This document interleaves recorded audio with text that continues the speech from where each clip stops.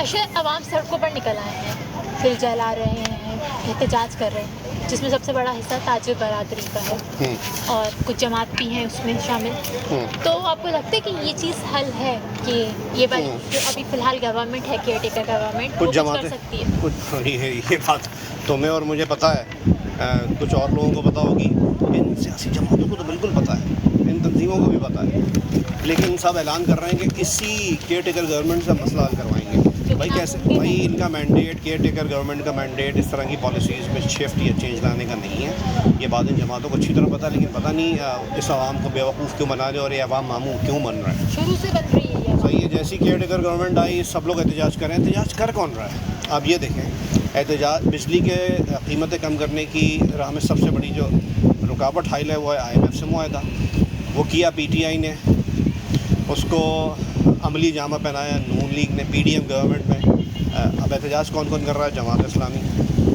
चलो जमात इस्लामी उसका हिस्सा नहीं थी, जमात इस्लामी हमेशा इस तरह के इशूज़ पर आवाज़ उठाती है, चलें, वो उस गवर्नमेंट का हिस्सा नहीं थी, उनको फिर ये एहतजाज सूट करता है। लेकिन इसके अलावा नून लीग, भाई आप तो PDM की आपकी की तो गवर्नमेंट में ये IMF का मुआहदा हुआ था और बड़ा ठोक पीट के आपके वज़ीर ख़जाना ने इसका क्रेडिट लिया, कभी वज़ीर आज़म क्रेडिट ले रहे थे, तो अब उसी का तो बैकलैश है ये। और कौन? मौलाना फजलुर रहमान साहब ने एहतजाज शुरू कर दिया।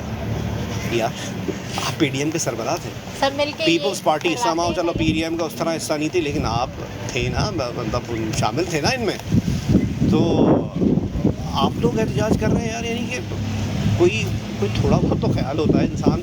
चलो हमारे अवाम भी माशाल्लाह इनकी मेमोरी भी कमज़ोर है और मामू बनने का शायद हम लोगों को शौक़ हो गया। तो इस तरह के मामलात में जब हम चीज़ें देखते हैं ना, दुख होता है कि भाई लोग बेवकूफ़ बन क्यों रहे हैं। फिर एहतजाज करने वाले 22-25 करोड़ के मुल्क में अगर 2100-2200 लोगों का कहीं मजमा देखा है आपने ओवरऑल, तो उसको आप एहतजाज कहेंगे? इससे ज़्यादा ख़तरनाक सूरत हाल तो बेचारे पंजाब में जो मुल्तान वगैरह की साइड पे और भावल नगर की साइड पे जो सैलाब के मुतासरीन हैं उनकी तादाद है, उनकी दाद रसोई के लिए तो कोई नहीं जा रहा ना, उनके बारे में उस तरह ख़बरें चल रही हैं, इसके बारे में बिल जला देंगे यार। और दूसरा ये बहुत ज़्यादा बैड टेस्ट है कि आप वापडा के मुलाजमीन को आपने कभी वापडा के मुलाजमीन को मार रहे हैं, कभी के इलेक्ट्रिक वालों को, बेचारे मीटर रीडर्स को मार रहे हैं। ये हल तो नहीं है। और उस एहतजाज में आवाम को बताया क्या जा रहा है? फौरी तौर पर रिलीफ दिलवाएंगे, बिल कम करवाएंगे, बिल जमा नहीं कराना, फ़ी यूनिट बिजली की कीमत बहुत ज़्यादा है वो हम कम करवाएंगे। यार किससे कम करवाएंगे? हुकूमत, ये जमात इस्लामी सबसे आगे, उन्हीं के सेनेटर मुश्ताक साहब कल प्रोग्राम कैपिटल टॉक में 28 अगस्त का प्रोग्राम 2023, उसमें कह रहे हैं कि बिजली की कीमतों में अगर कमी लानी है तो IPPs, इंडिपेंडेंट पावर प्रोड्यूसर्स, जो बिजली पैदा करने वाले इदारे हैं, उनको उनके ख़िलाफ़ कार्रवाई हो। कितने अरबों रुपए उन्होंने उनके ऊपर वाजिबुल अदा हैं, पता नहीं 40 अरब का फिगर बताया था, वो रिकवर हों और बाकी मामलात हों, उनका एहतसाब होना चाहिए। तो भाई ये तो बहुत लॉन्ग टर्म प्लान है, अब आवाम को तो बता ही नहीं रहे। और ये केयर पहली बात है, बहुत लॉन्ग टर्म प्लान है और केयर टेकर गवर्नमेंट ये काम नहीं कर सकती, ये सबको पता है। फिर आप क्यों बेवकूफ़ बना रहे हैं भाई? प्रोग्राम में कुछ, जलसों में कुछ, अपना मौक़िफ़ तो एक जगह रखें। तो अब उनके हम आवाज़ हुए, नून लीग और पीपल्स पार्टी के मेहमान उसी प्रोग्राम में मौजूद थे। भाई अगर ये बात है तो आप एहतजाज कहाँ कर रहे हो? किसके ख़िलाफ़ कर रहे हो? काकड़ साहब ने करना था, ये तो आप लोगों ने करना था, आपने नहीं किया। और जमात इस्लामी के सेनेटर साहब थे, उनको ये ख्याल होना चाहिए कि ये मैंडेट है, और फिर उन्हीं की जो दीगर रहनुमा हैं वो जलसों में लोगों को क्या बता रहे हैं? फौरी रिलीफ कैसे दिलवाएंगे भाई आप? फिर इसी एहतजाज के जो भी बैकलैश आया इस बिजली के बिल्स का, उसके नतीजे में एहतजाज हुआ, उसमें 27 अगस्त और 28 अगस्त को 2 रोज़ इजलास हुआ। इसी से मुताल्लिक़ आवाम को रिलीफ देने से मुताल्लिक़ इजलास है। निगरान वज़ीर आज़म काकड़ साहब ने उसको लीड किया। पावर डिवीज़न ने, वज़ारत तवानाई ने उनको रिकमेंडेशंस दी। रिकमेंडेशन में है क्या कि जी ये जो बिल्स हैं फ़िलहाल इनका एक साथ में ये बिल अदा करने का रिलीफ दिया जाए। यार टोटल अमाउंट तो वही रहेगी, पे तो आपने ही करना है। बाकी बिल जो अभी ज़्यादा आ रहे हैं उसको किस्तों की सूरत में सर्दियों के बिलों के साथ ले लिया जाए। आपको बिल, यानी कि सर्दियों में भी ज़्यादा बिल आए, अब वो सर्दियों में भी ज़्यादा बिल आएगा, सर्दियों में भी ज़्यादा आए। फिर 1 स्लैब बेनिफिट दे दिया जाए। 1 स्लैब बेनिफिट, उसकी थोड़ा समझा देता हूँ। 1 स्लैब बेनिफिट 2022 में IMF के कहने पे ये ख़त्म किया गया था। वन स्लैब बेनिफिट ये था कि 200 यूनिट बिलफर्ज आपका बिल आता है, उस पर आपको बिल फर्ज 10 रुपये फ़ी यूनिट देना है। जैसे ही आपका 200 यूनिट से 400 यूनिट के बीच में आता है तो आपको 20 रुपये पर यूनिट देना है बिल फर्ज। तो 205 जिसका बिल होता था तो 200 यूनिट तक जो बिल आ रहा है वो आपने 10 रुपये के हिसाब से मल्टीप्लाई कर दिया, और जो 5 यूनिट थे वो मल्टीप्लाई बाय 20, क्योंकि 200 से 400 का जो रेट था वो 20 था बिल फर्ज। तो ये वन स्लैब बेनिफिट मिलता था, लेकिन 2022 में मेरे ख्याल से अप्रैल में या उसके बाद ये ख़त्म कर दिया गया था IMF के कहने पे।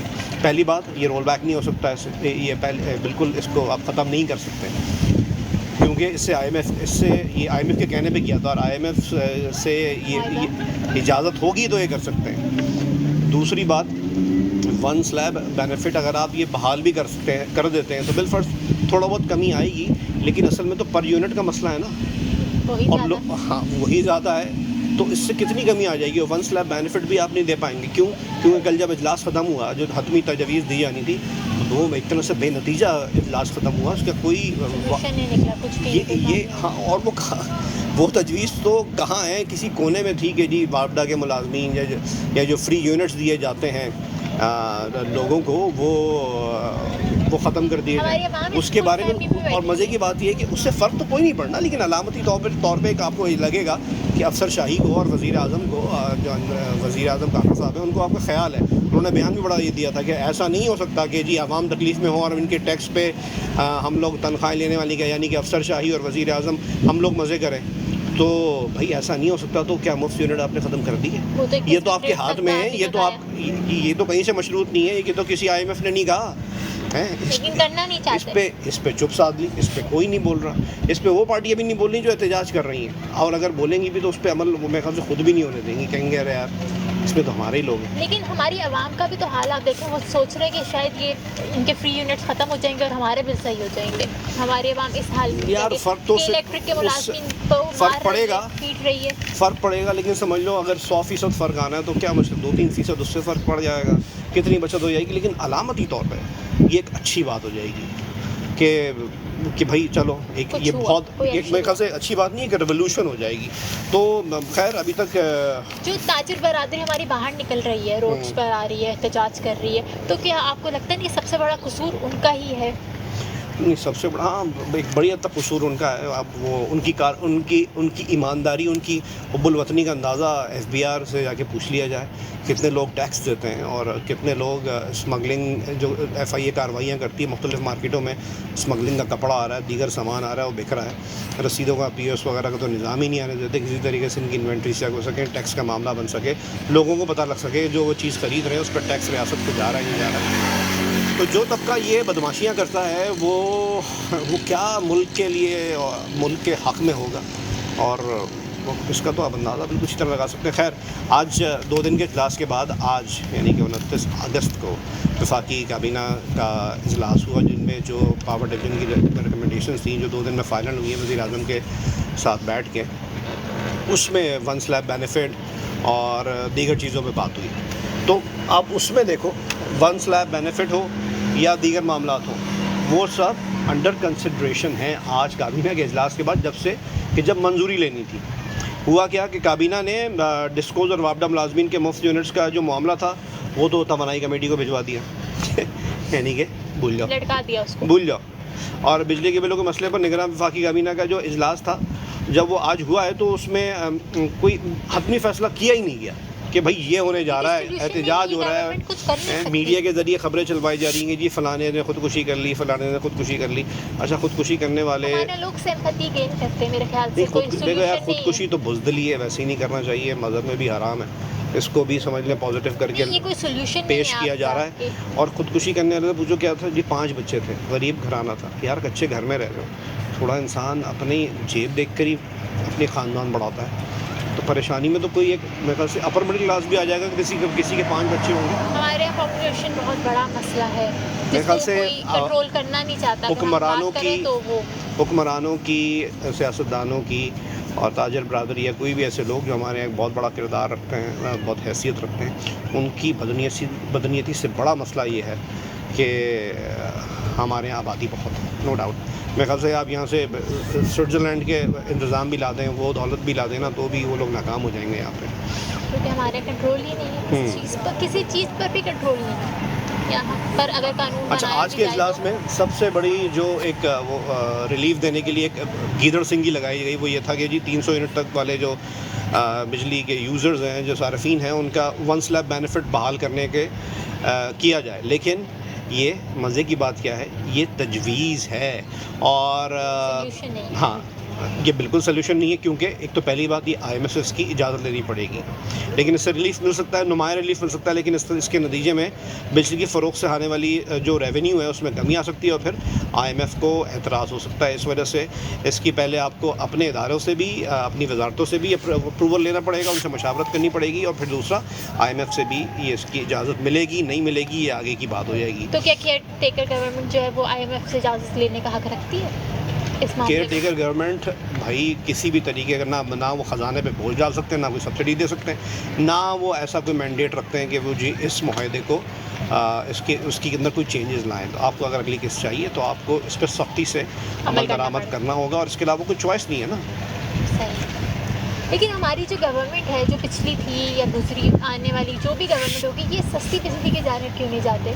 मतलब कोई प्लान ऐसा क्यों नहीं करते? यार दुनिया जा रही है सोलर पे, हाइडल पे और इस तरह के बिजली विंड पे, तो हम वही कोयले, तेल और इसमें फंसे हुए हैं। हम पता नहीं हर उस चीज़ में फंसे हुए हैं जिसमें हमारा कट बनता है। तो खैर वो फिर एक लॉन्ग टर्म मामलात है ना। अब आज जो काबीना इजलास में सिफारिशात थी वो फिर एक सिफारिशात की सूरत में ही रहेगी, वो 2 उसमें दिन कोई इजलास आदमी फैसला नहीं होगा। फ़ायदा नहीं हुआ। तमाम बातें कि जी एक साथ में बिल लिए जाएंगे, वन स्लैब बेनिफिट, और सर्दियों में डिफरेंस ले लिया जाए, लेकिन फौरी तौर पर बिजली के बिलों में कमी की कोई बात नहीं की गई। अब जब वज़ीर आज़म बैठ गया तो क्या बेचता है गवर्नर, क्या बेचता है वज़ीर आला, क्या बेचता है दीगर लोग, क्या बेचती हैं दूसरी सियासी पार्टियाँ, वो क्या करेंगी? लेकिन एहतजाज एहतजाज एहतजाज, कभी आप किसी मामले को लेके खड़े हो जाते हैं, कभी किसी मामले को लेके खड़े हो जाते हैं, हतमी नतीजे पे कुछ मामला नहीं पहुंचता, और इसका भी यही होगा। अभी लोगों के बिल कम हो जाएंगे, लोग भी भूल जाएंगे,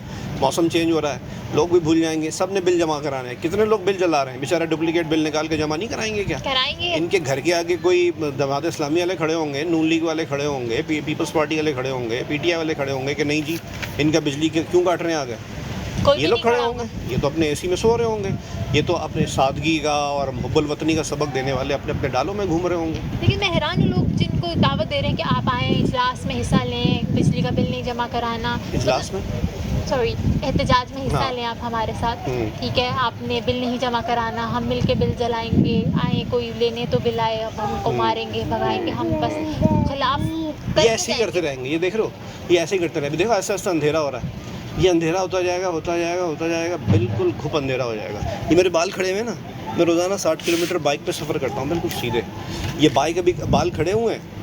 मैं इन हालात की वजह से, इन हुक्मरानों की नाअहली की वजह से, इन सियासतदानों की मिसकमिटमेंट की वजह से, इनकी बदनियानती की वजह से मैं अभी भी बाल खड़े हुए हैं। आहिस्ता आहिस्ता हम दीगर शहरियों की तरह गंजा हो जाऊँगा, मैं CD 70 पे ही रहूँगा, और ये लोग इनकी गाड़ियों में, इनके बच्चों की गाड़ियों में इजाफा होता रहेगा। हुब्बुल वतनी की बातें करेंगे, अपने बच्चों को बाहर पढ़ाएंगे, हुब्बुल वतनी की बातें करेंगे, इलाज के लिए बाहर सादगी जाएंगे। की बातें करेंगे, अपने प्राइवेट अस्पतालों में इलाज कराएंगे। यहाँ बोलेंगे जी फ़लानी बस चला दी, रेड बस हमने चला दी, ये कर दिया वो कर दिया। इनके मुलाजिम का कुत्ता तब उस बस में सफ़र नहीं करता, उसमें मुझ जैसे लोग सफ़र करते हैं। फिर हम लोग लड़ रहे होते हैं, भाई इतना किराया क्यों ले लिया, उतना क्यों ले लिया। फिर इसमें बहुत बड़ा किरदार मीडिया का भी है, जिसमें कुछ लोग अपने बेनिफिट के लिए अच्छी बात नहीं चलाते, बिल्कुल सही बात नहीं चलाते। ये जो बड़े सहाफ़ी बल्कि बिल्कुल हमारे यहाँ जो बड़े सहाफ़ी हैं काबिल एहतराम, इनका कोई बच्चा या ये खुद कभी इस तरह की बसेस में, कभी इस तरह की बिजली के बिलों की लाइनों में लगे? इनको पता ही नहीं है। इनको पता नहीं बिल का जब इनको भाई, जब आप सियासतदानों को रोते हो, जब आपके रिपोर्ट करने वाले स्टेक होल्डर नहीं है ना, तो आपकी बात कौन पहुँचाएगा? यही ये प्रोपेगेटेड चीज़ें ही पहुँचेंगी ना। खैर देखते हैं आने वाले दिनों में क्या बनता है। अब तो सुनने में आ रहा है आने वाले दिनों में सुई गैस की कीमत में भी इजाफा हाँ हो रहा है, हो चुका है भाई। मिल जाए बड़ी बात है, ज़्यादा कीमत दे के भी मिल जाए बड़ी बात है। यहाँ ज़्यादा देखकर कीमत पिछली भी नहीं मिल रही लोगों को फिलहाल तो।